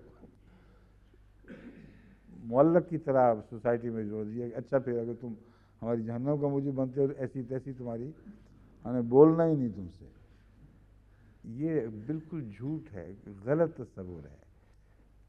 کسی کو حدیث میں رسول اللہ صلی اللہ علیہ وسلم کے زمانے کے نقشہ کھینچتے ہوئے اس کا کوئی تصور نہیں ملتا. مسلسل رسول اللہ صلی اللہ علیہ وسلم ان کو یتامہ کے حقوق کی طرف متوجہ فرما رہے تھے. انا والکافل الیتیم کہاتین، میں اور یتیم کا کافل، انا کافل الیتیم، میں کافل کہہ گیا تھا غلطی سے. انا والکافل الیتیم کہاتین، میں اور یتیموں کا خیال رکھنے والا، ان کی کفالت کرنے والا اس طرح ہوں گے. کیسے ممکن ہے کہ ایسی سوسائٹی میں وہ منظر ہو کہ یہ آیت نازل ہوئی تو لوگ چھوڑ چھاڑ کے بھاگ گئے سب. گویا کہ ملتے تھے تو کھانے کی نیت سے ملتے تھے، ورنہ ملنے جلنے کا کوئی ویسے کوئی شوق نہیں تھا، ارادہ نہیں تھا. فرضی باتیں بنا رکھی ہیں جس سے رسول اللہ صلی اللہ علیہ وسلم کی سوسائٹی پر داغ لگائے جاتے ہیں. بالکل جھوٹ ہے، اس کا کوئی تعلق نہیں. اور جب یہ بات کہہ دی تو پھر آگے ناسخ منسوخ بھی اسی سے نکلا ہے. وہ اس طرح نکالتے ہیں، یہ لمبی عبارت ہے، میں اس کو جو اس کا ترجمہ ہے وہ آپ کو سامنے پڑھ کے سنا دیتا ہوں. ترجمہ یہی ہے نا، بھاری محسوس ہوئی آیت اور پھر انہوں نے اختلاط ہی چھوڑ دیا اور کلی اعتراض کرنا شروع کر دیا. یتامہ کے لیے مشکل ہو گئی، کوئی ان سے نہ بات کرتا تھا نہ ملتا تھا. معاملہ کس مصیبت میں غریب مبتلا ہو گئے. تو خدا تعالیٰ کا یہ قول ہوا، نازل ہوا وَإِن تُخَالِطُوهُمْ فَإِخْوَانُكُمْ، اگر تم ان سے خلط ملط کرو تو آخر تمہارے بھائی ہیں۔ تو کہتے ہیں اس بات کا اتنا یقین ہے جو سوچی تھی کہ گویا اس آیت نے اس آیت کو منسوخ کر دیا۔ پہلے اس آیت کا مفہوم خود ہی یہ سمجھ لیا کہ ان سے ملنا جلنا ہی نہیں ہے، اور جب یہ نتیجہ نکلا کہ لوگوں نے ملنا جلنا چھوڑ دیا تو اللہ تعالیٰ نے سوچا کہ یہ تو پھر زیادتی ہوگی، میں تو فائدہ پہنچانا چاہتا تھا تو الٹا مصیبت میں ڈال دیا۔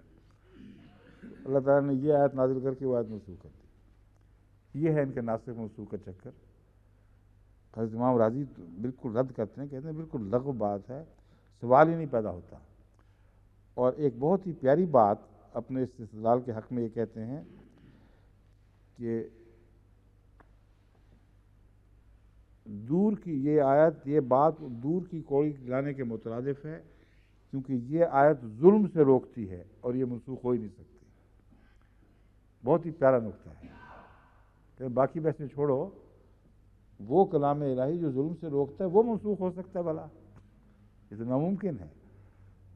تو فرضی باتیں ہیں ناسخ منسوخ کے چکر، اور اپنے فرضی جو تفسیر تھی اس پہ اتنا یقین کر لیا کہ قرآن کو منسوخ کر دیا اس کی روح سے، کیونکہ دراصل منسوخی کا تصور اس غلط تفسیر سے پیدا ہوا ہے۔ تو تفسیر اپنی کی بےہودہ لغو، غیر فطری، ناممکن، اور محکمات قرآنیہ یعنی وہ جو ظلم سے روکنے والی وہ محکم ہیں آیات ہیں، ان کو اس تفسیر سے منسوخ کرتے پھرتے ہیں۔ اس طرح اگر 500 ہی ہو رہ گئی ہیں تو یہ بھی غنیمت ہے، ورنہ یہ ان سوچوں سے تو ہزارہا آیتیں منسوخ ہو جاتی ہیں، تو تعجب کی بات نہیں تھی۔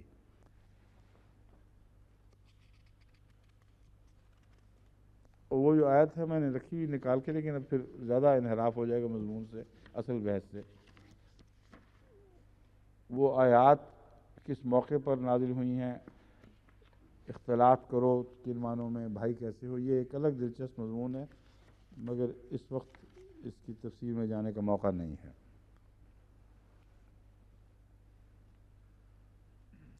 ابن علامہ علوسی کہتے ہیں کہ یہ آیت کسی ایک چیز کی، کسی ایک قوم، کسی ایک مذہب کے لیے خاص نہیں ہے، خواہ مومن ہو یا مشرک ہو، اور یہ بات بالکل درست ہے۔ ہر شخص جو یتامہ کے مال چاٹتا ہے وہ اپنے پیٹ میں آگ چاٹتا ہے۔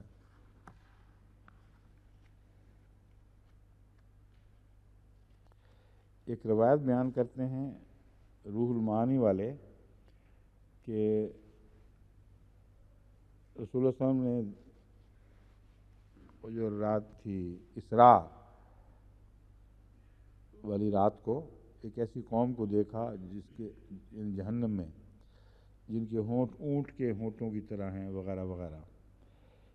ان روایات کے حوالے کہیں نہیں دیے گئے، اور بعض روایات ایسی ہیں جو اجنبیت رکھتی ہیں، ایک جو رسول اللہ صلی اللہ علیہ وسلم کے عام ارشادات سے کچھ ہٹی ہوئی معلوم ہوتی ہیں، اور بعض ہیں جو اجنبیت کے باوجود گہرے معنی اپنے اندر رکھتی ہیں۔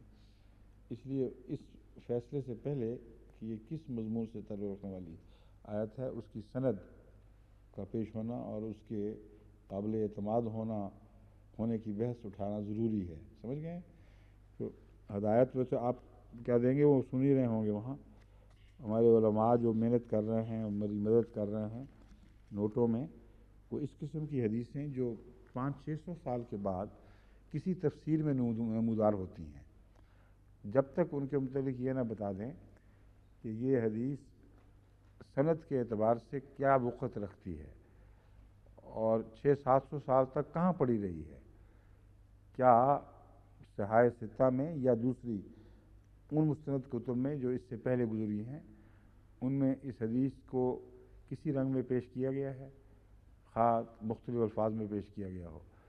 یہ بحث ساتھ آئے گی تو پھر ان حدیثوں پر استدلال شروع ہو سکتا ہے، اس کے بغیر نہیں ہو سکتا۔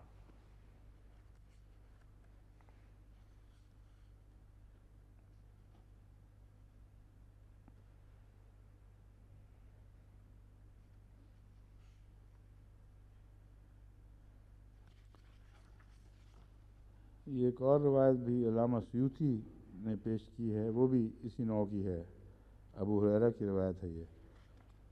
اس پر بھی میں سمجھتا ہوں کہ بحث اٹھانے سے پہلے اس کی حیثیت معلوم ہونی چاہیے۔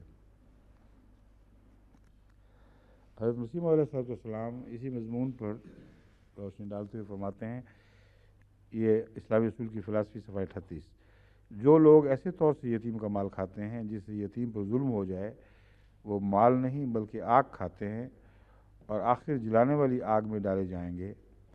اب دیکھو خدا تعالیٰ نے دیانت اور امانت کے کس قدر پہلو بتائے، سو حقیقی دیانت اور امانت وہی ہے جو ان تمام پہلوؤں کے لحاظ سے ہو، اور اگر پوری عقل مندی کو دخل دے کر امانت داری میں تمام پہلوؤں کا لحاظ نہ ہو تو ایسی دیانت اور امانت کئی طور سے چھپی ہوئی خیانتیں اپنے ہمراہ رکھے گی۔ یہ جو چھپی ہوئی خیانتوں کا لفظ ہے، یہ وہی بطون سے استنباط ہوتا ہے کہ بطون میں آگ کھاتے ہیں تو پھر بطون کو سزا ملنی چاہیے، اور بطون میں چھپی ہوئی خیانتیں فرماتا ہے اللہ تعالیٰ کہ یہ کئی طور سے چھپی ہوئی ہوتی ہیں جو ان کے لیے جہنم کا اور آگ کا موجب بن جاتی ہیں، لیکن ان کو پتہ نہیں چلتا۔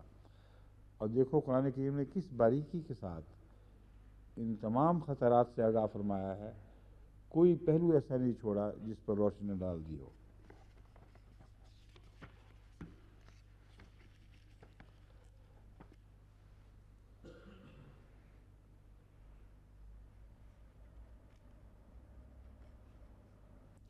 مسلم عود نے آگ کھاتے ہیں کی حکمت یہ بیان کی ہے کہ ان کو اس دنیا میں بھی ایسا عذاب ملے گا جو ان کو اپنے اموال کے فائدوں سے بھی محروم کر دے گا۔ فرماتے ہیں اپنے پیٹوں میں آگ کھاتے ہیں سے مراد یہ ہے کہ جب وہ ان کا مال کھاتے ہیں تو ساتھ اپنا مال بھی کھاتے ہیں، جائز بھی کھاتے ہیں، مگر میدوں کے اندر کھانے تو نہیں بنے ہوئے الگ الگ، یہ جائز مال کا کھانا ہے یا ناجائز مال کا کھانا ہے۔ تو یاد رکھیں وہ ایسا مال کھا رہے ہیں جو ان کے دوسرے مال کو بھی جلا کے خاکستر کر دے گا اور اس کی منفعت سے بھی ان کو محروم کر دے گا۔ بس حرام مال کھانا دوسرے جائز مال کی حیثیت کو بھی نقصان پہنچاتا ہے، اور اس سے فائدہ اٹھانے کی بجائے تم اس سے نقصان اٹھا سکتے ہو۔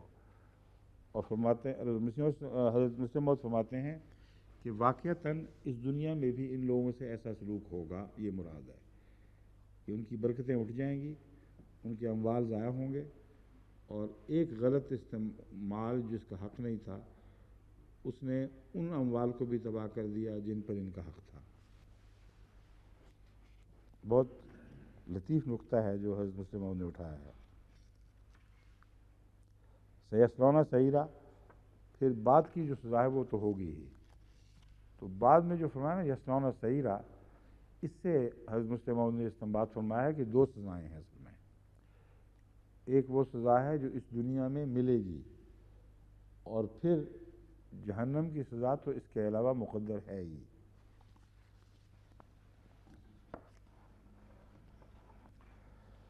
اعوذ باللہ من الشیطان الرجیم، بسم اللہ الرحمن الرحیم۔ یوصیکم اللہ فی اولادکم للذکر مثل حظ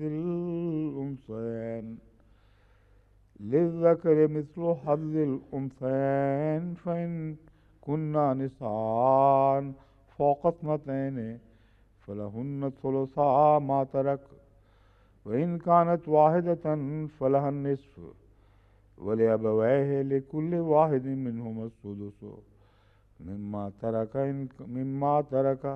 إن كان له ولد فإن لم يكن له ولد وورثه أبواه فلأمه الثلث فإن كان له إخوة فلأمه السدس من بعد وصية يوصي بها أو دين۔ آباؤکم وابناؤکم لا تدرون ایہم اقرب لکم نفعا فریضۃ من اللہ ان اللہ کان علیما حکیما۔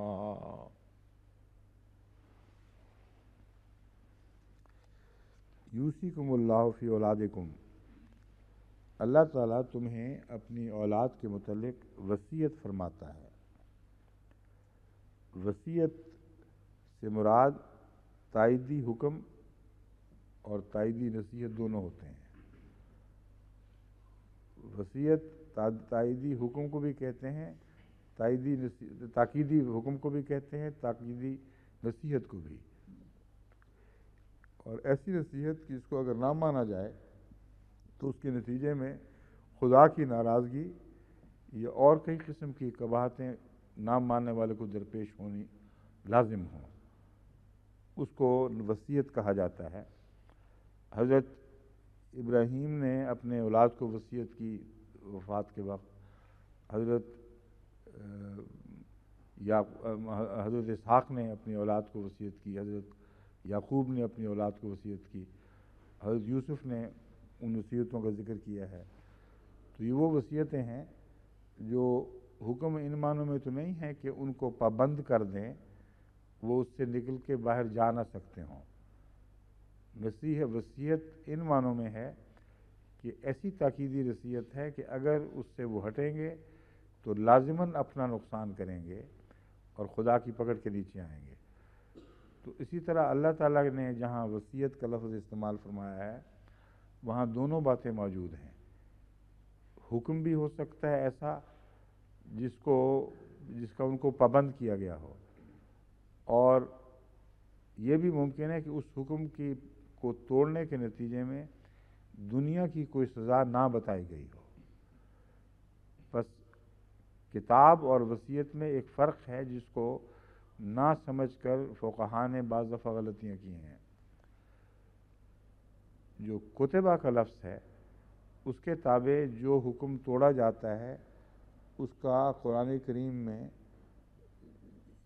اس کا نقصان ایک سزا کی صورت میں بھی بیان کیا جاتا ہے اور حدود قائم کر دی جاتی ہیں، مگر جہاں وصیت کا لفظ استعمال ہوا ہے وہاں ویسی حدود کا ذکر نہیں ملتا۔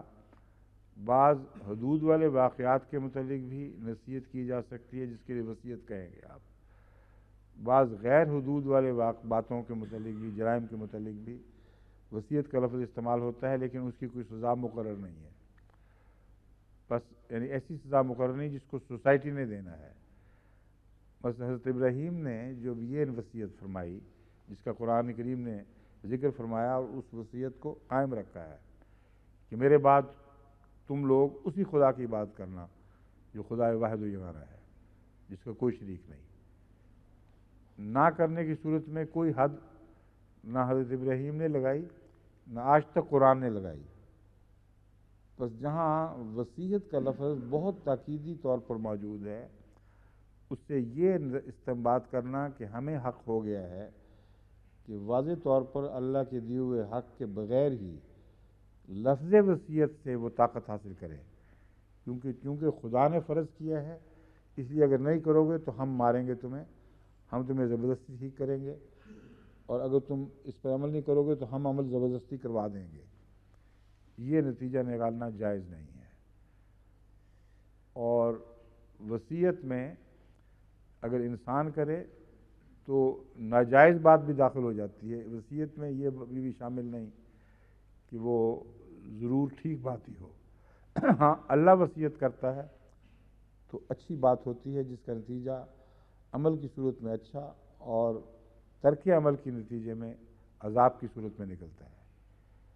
لیکن انسان جب وصیت کرتا ہے تو اس میں آگے خامیاں پیدا ہو جاتی ہیں اور بعض دفعہ وہ وصیت اس کے لیے نقصان دہ ہے، اور خدا تعالیٰ باوجود اس کے کہ اپنی وصیت کو زبردستی منوا سکتا ہے بعض دفعہ اسی طرح چھوڑ دیتا ہے، یہ بتانے کے لیے کہ اس کے بعد تمہارا کام ہے، تم چاہو تو کرو نہ کرو، مگر نہ کرو گے تو ضرور پکڑے جاؤ گے۔ انسانی وصیت اس لحاظ سے بھی بے اختیار ہے، وصیت کر جائے کوئی نہ عمل کرے تو اس بیچارے کا کیا اختیار ہے کہ وہ اس کو پکڑے یا اس کو سزا دے یا زبردستی اپنی بات کو منوا لے بعد میں۔ بس یوصیکم اللہ فی اولادکم، یہاں یہی مضمون ہے کہ خدا تعالیٰ تمہیں تاکیدی طور پر یہ نصیحت فرما رہا ہے یا حکم دے رہا ہے، یہ بھی ترجمہ کیا گیا ہے اپنی اولاد کے بارے میں۔ اور حکم کیا ہے، اس کا عنوان ہے یہ، جو پہلا ایک عنوان لگا تھا تقسیم ورثہ کا، وہ میں بیان کر چکا ہوں، شروع میں آیا تھا تمام ورثے اس رہنما اصول کے تابع تقسیم ہوں گے۔ اب یہ دوسرا رہنما اصول جو ہے سب سے اوپر لگا دیا ہے، اس کے بعد اس کی تفصیل بعد میں آئے گی، وہ یہ ہے للذکر مثل حظ الانثیین، کہ مرد کو عورت کے مقابل پر 2 حصے دیے جائیں گے۔ یہاں میں وہ بحث ضمن بتاتا ہوں کہ ذکر کو انس کے مقابل پر یا رجال کو نساء کے مقابل پر حصے دینا، یہ مراد نہیں ہے کہ صرف بالغ کو حصہ ملے گا اور غیر بالغ کو نہیں ملے گا۔ قرآن کریم میں جب رجال اور نساء کو ایک جوڑے کے طور پر پیش کیا جاتا ہے تو وہاں عمر کی قید نہیں ملحوظ ہوتی، جبکہ جب محض رجال کی بحث کریں گے عرب تو مرد میدان مراد ہیں، محض مردی نہیں بلکہ مرد میدان، جیسا کہ رسول اللہ صلی اللہ علیہ وسلم کے متعلق آتا ہے محمد رسول اللہ والذین معہ، کیا کون بولا تھا؟ وہاں جس قسم کے لوگ آپ کے ساتھ ہیں وہاں، اور جو سورہ نور میں جن کی تفصیل ملتی ہے آیت نور کے تابع، وہاں الرجال فرمایا ہے ان کو، یہ وہ لوگ ہیں جو رجال ہیں، اور اس رجال میں عورتیں بھی شامل ہیں۔ اس لیے لغتی بحثوں میں پھنسنے والے ان باتوں کو نہیں سمجھ سکتے جب تک قرآن کریم کے وسیع استعمال پر نظر نہ رکھیں۔ وہاں الرجال سے مراد بہادر لوگ، خواہ وہ مرد ہوں یا عورت ہوں، اعلیٰ صفات کے حامل لوگ، جو غیر معمولی صفات حسنہ ہیں جو محمد رسول اللہ سے حاصل ہوتی ہیں، الرجال کو، النساء کو بھی ہوتی ہیں، لیکن وہاں ان کو النساء نہیں کہا جائے گا، وہاں ان کو الرجال ہی کہا جائے گا کہ ان کے اندر وہ خوبیاں ہیں۔ اور رجال میں چھوٹے بچے بھی ہوتے ہیں بعض دفعہ، جیسا کہ قرآن کریم کی اسی صورت کے شروع میں فرمایا گیا ہے یا ایھا الناس اتقوا ربکم الذی خلقکم من نفس واحدۃ وخلق منها زوجها وبث منہما رجالا کثیرا ونساء۔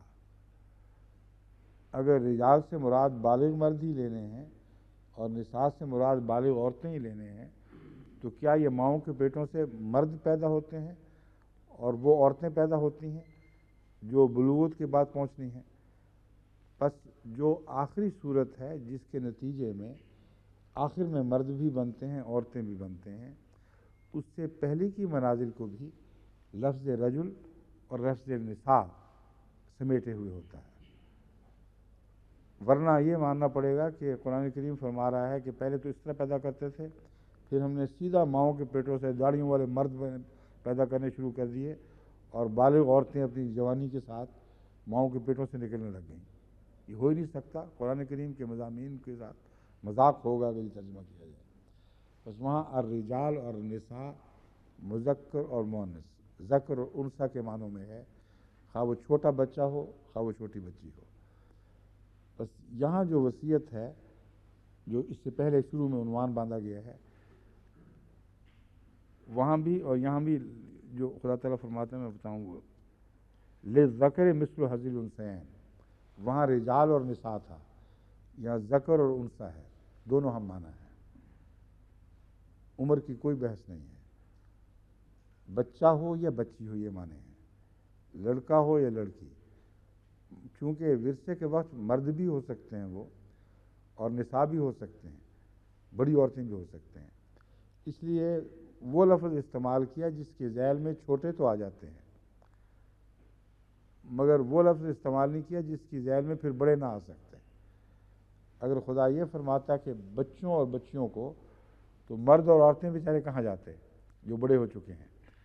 بس الرجال النساء قرآنی استعمال سے ثابت ہے کہ بعض دفعہ تو رجال عورتوں کے لیے بھی استعمال ہو جاتا ہے، مگر جہاں جوڑے کے طور پر استعمال ہو وہاں میل اور فیمیل کے معنی رکھتا ہے، ذکر اور انثیٰ کے. اس کے متعلق قانون جو ہے وہ یہ ہے کہ مرد کو، یعنی بچہ بھی ہو تو اس کو، اگر وہ اس کا باپ مرتا ہے تو اس کو بھی، بچی جس کا باپ مرتا ہے اس کو بھی اس طرح حصہ ملے گا کہ لڑکے کو تو 2 اور لڑکی کو 1 حصہ. وَإِن كَانَتْ وَاحِدَةً فَإِن كُنَّ نِسَاءً فَوْقَ اثْنَتَيْنِ، اگر محض لڑکیاں ہوں، عورتیں مراد نہیں ہیں، اگر محض لڑکیاں ہوں فوق اثنتین 2 سے زیادہ، فلہن ثلثاء ما ترک، تو ان کے درمیان 2/3 تقسیم کر دیا جائے گا، 1/3 باقی رہ گیا ہے.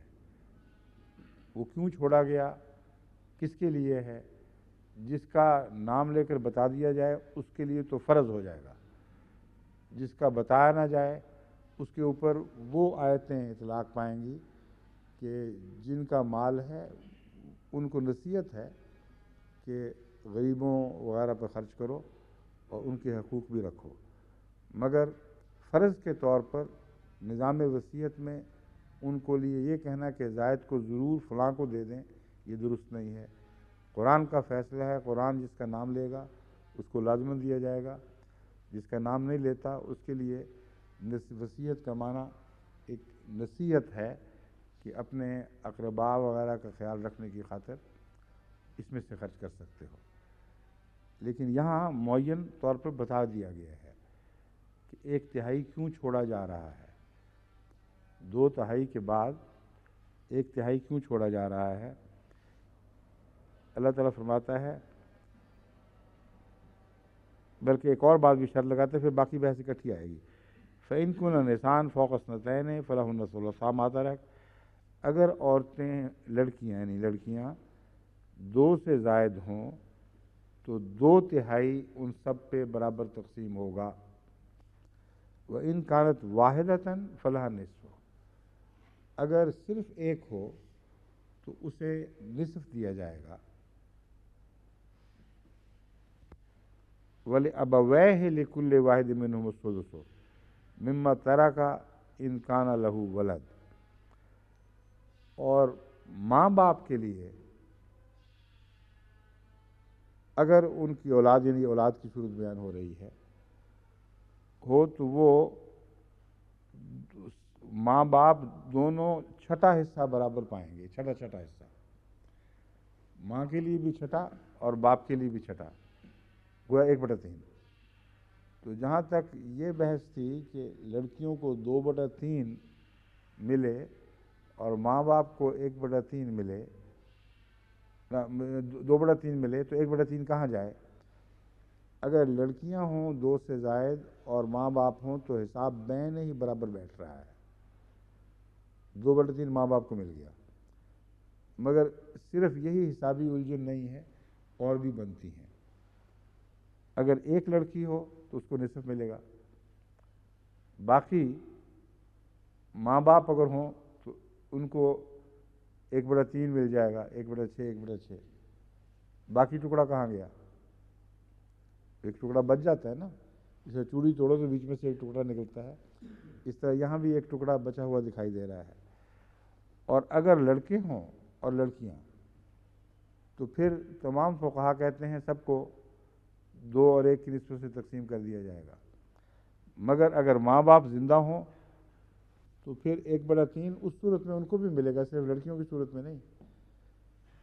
تو یہ حساب پھر کیسے پورا ہوگا؟ اس کا مفہوم یہ بنے گا کہ اگر تو واضح طور پر ایک ٹکڑا ملتا ہے تو پھر برابر بیک وقت تقسیم ممکن ہے کہ 2/3 بچیوں کے لیے الگ کر لو اور 1/3 ماں باپ کو دے دو اور حساب اکٹھا ہو سکتا ہے. اگر یہ نہ ہو اور تم نے 2 اور 1 کی نسبت سے تقسیم کرنا ہے تو پہلے وہ حقوق نکالے جائیں گے جو 2 اور 1 کی تقسیم کی صورت میں نہیں بچیں گے اگر تم آپس میں پہلے تقسیم کر بیٹھو. تو صرف ماں باپ کی بحث نہیں، یہ ایک بنیادی اصول طریقے تقسیم کا ہمیں بتایا گیا ہے کہ جہاں ماں باپ کے حقوق آپس کی تقسیم کے حکم پر اثر انداز ہوئے بغیر دیے جا سکتے ہیں، وہاں سیدھا کیس ہے، تم اس پہ عمل کرو.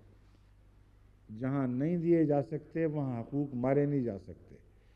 اس لیے ایسا طریقہ اختیار کرو کہ نہ تمہارا نظام تبدیل، تمہاری تقسیم کا نظام اثر انداز ہو، نہ خدا کا وہ حکم جو دوسروں کے حق میں ہے وہ اثر انداز ہو اور تقسیم ہو سکے. اس کی ایک ہی صورت بنتی ہے، وہ یہ ہے کہ پہلے ان کا حصہ نکالا جائے جن کا معین حصہ قرآن کریم نے پہلے کر دیا ہے، اور 1 اور 2 کا جو معاملہ ہے یہ تناسب ہے، حصہ معین نہیں ہے. یہ سوچنے والی بات ہے. اگر 50 روپے تقسیم کیے جائیں یا 50 لاکھ تقسیم کیے جائیں، 1 سے زائد ہوں لڑکے اور لڑکیاں، تو یہ اصول سب جگہ برابر اطلاق پائے گا اور 1 اور 2 کی نسبت سے تقسیم ہو جائے گا. وہ اثر انداز ہو ہی نہیں سکتا. مگر اگر باپ کو آدھا 1/3 ملنا ہو، ماں کو 1/3 ملنا ہو، تو اگر یہ پہلے سب بانٹ گئے تو ان کو کہاں سے ملے گا؟ اس لیے ان کو پہلے دے دو. کل ٹوٹل جائیداد کا 1/3 اس طرح تقسیم کر دو کہ زندہ باپ کو 1/6، زندہ ماں کو 1/6 یہ مل جائے. پھر جو بچتا ہے وہ 1 اور 2 کی نسبت سے تقسیم کر لو. اس کے علاوہ اس کی چھوڑی ہوئی بیوی بھی ہے. خامن باپ مر رہا ہے تو اس کی بیوی بھی زندہ ہے. اس صورت میں ایک تو ہے نا کہ بچے مر رہے ہوں، بچہ کو شخص فوت ہو رہا ہو، اس کے ماں باپ زندہ ہیں، یہ ایک الگ مضمون ہے بالکل. لیکن ایک اور بھی موقع پیدا ہو سکتا ہے کہ ایک شخص فوت ہو رہا ہے جس کی جائیداد بچوں میں تقسیم کرنی ہے، اس کے ماں باپ تو زندہ نہیں ہیں مگر بیوہ جس کو وہ چھوڑ رہا ہے وہ زندہ ہے، یا 2 بیوائیں ہیں. تو ان کا کیا کرو گے؟ اگر 2 1 کر کے بانٹ بیٹھے تو ان کو کہاں سے ملے گا؟ تو پہلے ان کا حصہ نکالو، 1/8 یا 1/4 جو بھی قرآن کے حکم کے مطابق بنتا ہو وہ پہلے نکال دو. پھر جو بچتا ہے وہ پھر آپس میں بانٹو.